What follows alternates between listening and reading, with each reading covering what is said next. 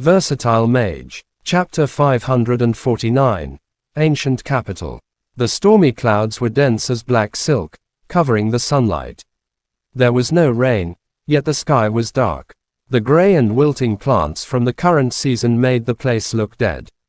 As the final flight slowly descended from the stormy clouds, the passengers on board mostly consisted of the last batch of tourists who dared to come to the ancient capital in the middle of the chaos stirred up by the undead. Even the flights have stopped. Luckily we made it on the last one, Lu Ru sighed as they came out from the plane. Her attractive eyes looked around Xianyang Airport. Strictly speaking, it was her first time traveling somewhere far away, and her destination was the ancient capital, a city with a whole different reputation than the magic city, Shanghai. A man in uniform stopped the two at the entrance and said sternly, "Sorry, every passenger is required to prove their identity to us and explain their purpose of coming here." "Am I out of the country now?" Mo Fan frowned. He never knew such a check existed. "Emergency period. Please cooperate," said the man. "We're here for travel. She's my young lover, so I don't want anyone to know who she is," rejected Mo Fan. Lu Ru's face blushed when she heard his response. Can't he think of a better lie? Why young lover? The man's face stiffened. He had never seen anyone act so righteously when traveling with a lover. Lu Ru did not have any way to prove her identity. Officially, she was already declared dead, all thanks to forensic Dr. Nidong. After that, she was turned into a vampire, forcing her to leave her old life. They had yet to make her a new identity. As for boarding the plane, Lu Ru had used her old identification card. The funny thing was, there seemed to be some loopholes in the airline, as a dead person was able to board the plane with their identity card. Although vampires were considered a kind of undead, from Mo Fan's observation over the time he had spent with her recently, her presence felt exactly like a human, the only difference being that she could only digest blood. She even retained the youthful spirit and energy of a teenage girl. It was still daytime, and the undead were sleeping in their tombs. Xianyang was a certain distance away from the ancient capital. Mo Fan and Lu Ru were too lazy to hail a taxi. They simply summoned the swift star wolf and rode him to the ancient capital, Xi'an, along the side of the highway. They could easily tell that the ancient capital was on alert, as even the outer city walls were being patrolled and work was being done on them. The ancient capital of Xi'an had the old city walls. Inside the old city walls was the city center, and outside of them were other districts, like Yanta, Balan, etc. The places inside the old city walls were mostly attractions for tourists. Currently, a bigger outer wall was being constructed outside of the old city walls. The coverage of the outer wall was 5 times bigger than the inner wall, as most people living in the outskirts had moved here instead. "This is my first time seeing such a giant-sized safe zone." Lu Ru looked up, glancing at the mountain-like wall. "Not sure how many earth magicians are needed to build it. It's indeed spectacular. It also implies how grim the situation is. It's likely that the territory outside of the walls is off-limits to the residents," said Mo Fan.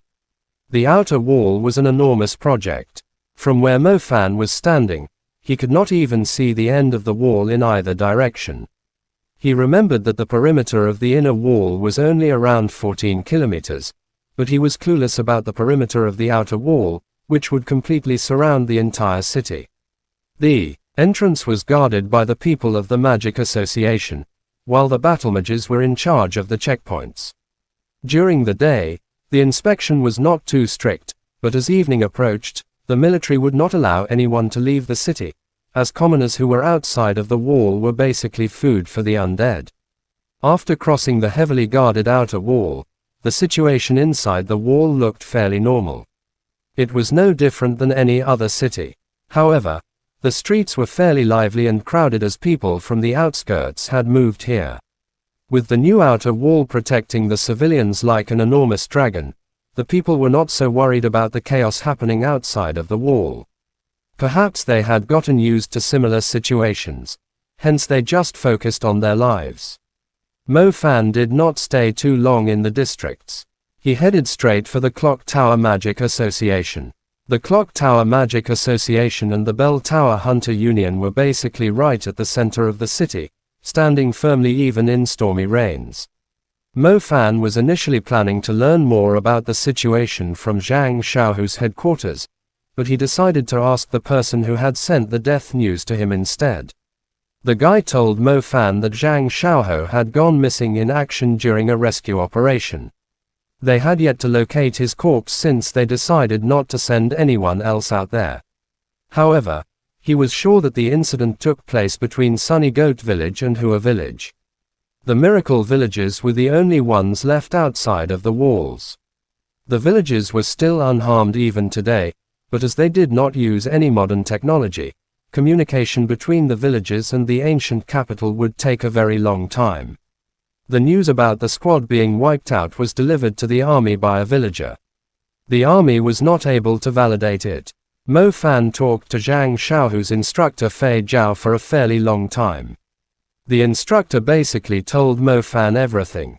It was obvious that the instructor was very concerned about Zhang Xiaohu too, yet because of the important mission on hand, he did not have the chance to go and seek the truth. "Where do we go now?" asked Lu Ru. "We'll find a few experienced hunters to go to Sunny Goat Village with us," said Mo Fan. Mo Fan was unfamiliar with the place, and most of the time the undead were scarier to deal with than demon beasts. Whether he was trying to investigate the truth or rescue someone, he would need a reliable team. Mo Fan was hoping to find some experts from the Magic Association, yet none of them seemed interested in going outside of the walls. In the end, Mo Fan had no choice but to look for members in the Bell Tower Hunter Union. He could easily find a handful of fearless hunters. The lobby was crowded. You could always find hunters at dangerous places, as the more dangerous a place was, the more treasure it would contain. The Hunter Union at Ancient Capital was fairly active. Mo Fan glanced at the rolling screen filled with quests and discovered that lots of them were listed as rescue. Since the chaos started, many people are still in danger outside of the walls.